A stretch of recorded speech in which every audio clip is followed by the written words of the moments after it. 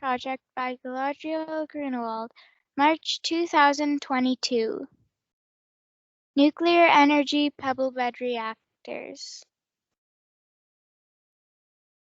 Introduction. The world needs to be less reliant on fossil fuels because of pollution causing climate change. Renewable energy sources are not capable of replacing this immediately. Nuclear may be a solution during a transition period to renewable, more efficient sources. Nuclear pebble bed reactors could solve a number of issues in this transition period. Question: are there currently energy sources and technology that can bridge our transformation to full-scale renewable energy? Hypothesis: nuclear energy has the ability to solve the interim crisis around the world in a safe and more environmentally friendly manner compared to fossil fuel-related energy.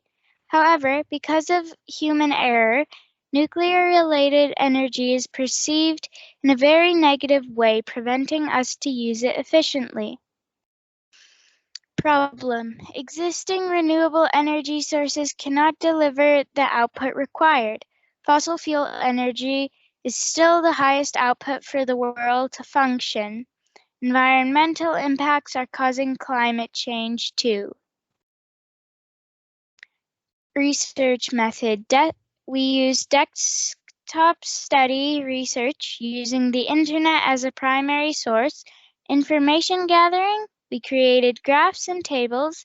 Interpretation of information, conclusions, and we revisited the hypothesis. History: nuclear pebble bed reactors, or PBMR, was first suggested by Farrington Daniels during the 1940s. Professor Rudolf Schlechten of Aachen University in Germany developed it between 1959 into the 1960s. Since 1994, South Africa developed it further as a high-temperature reactor. Elsewhere in the world, it has also begun being developed, like the Modeler XE100 from XE Energy US. Negative perception is still holding it back, though. Technology: German high-temperature reactor technology uses 9% low-enriched uranium, or LEU. PBMR uses tristructural isotropic, or trisospheres, as a fuel source. The trisospheres are much like an onion, a bit like Shrek, with graphite outer layer, 4 layers of isotropic material, and a kernel of uranium oxide. The spheres weigh approximately 8 pounds and are about the size of a tennis ball. Reactors use a hopper-like feeding system to feed the spheres through the reactor, much like our famous Texas rib smokers. An inert cooling gas is used to transfer heat to a fluid coil system to turn a turbine like conventional coal fire stations. A pump circulates the gas within the chamber from cool to hot. Spent fuels are then discharged from the chamber by the giant hopper. Why is this method so attractive? The pebbles go through the reactor at approximately 5 times a year. The process can operate continuously, and there is no need for a month-long shutdown and startup because helium is chemically inert. There is no risk of steam explosion like in traditional power reactors. Most importantly are the safety features that are presented with the PBMR design. The spherical shape of the fuel source and its proximity to each other within the reactor produce a strong Doppler effect. The Doppler effect produces a negative feedback loop that controls the overall that controls the overall reaction. As the reaction continues, more heat is released by fission, and the temperature increases. Uranium atoms vibrate faster and faster and release a wider spectrum of neutron speeds.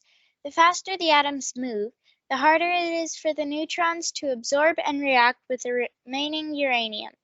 So the overall reactor power decreases.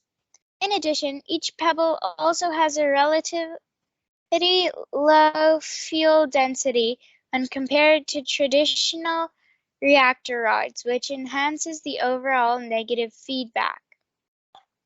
Canada produces the third highest rate of uranium annually, next to Australia and Kazakhstan. Canada's estimated reserves are 564,900 tons. Saskatchewan holds a large percentage of the total Canadian uranium sources. Mining for uranium started in the 1930s and continues to this day. World power generator. Currently, only 10% of the world is generated using 440 power reactors across 30 countries. Safety. People believe this technology to be very dangerous with low levels of safety. That is not the case. My research shows that only 7 incidents occurred since 1957.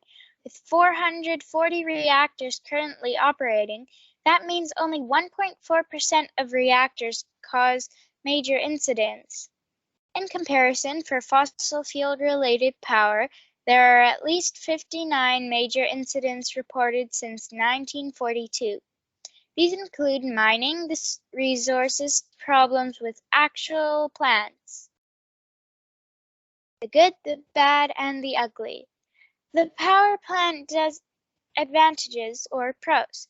The power plant doesn't take up a lot of space. Nuclear energy is the most concentrated form of energy. It's a clean energy source, it is reliable, it has zero carbon emissions. It's a promising future energy supply, it creates more jobs for people, it has high energy density, and there are still large uranium deposits around the world for many centuries to come. Disadvantages or cons.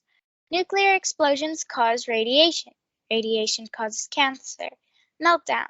Out of control atoms equals nuclear explosion, causes radiation. It is expensive to build. It carries radioactive waste. Uranium is non-renewable. Security threats are high. There are environmental impacts and consequences associated with it. Mining uranium still leaves a negative footprint, but are better controlled in modern times. Conclusion. Nuclear energy can provide high output for the world for centuries to come and bridge the transition to full renewable energy. More modern technologies such as PBMR can solve problems related to large distribution networks, reactor problems, nuclear fallout, and footprints. The unfortunate few events recorded in history caused major worldwide negative perceptions of nuclear as a power source.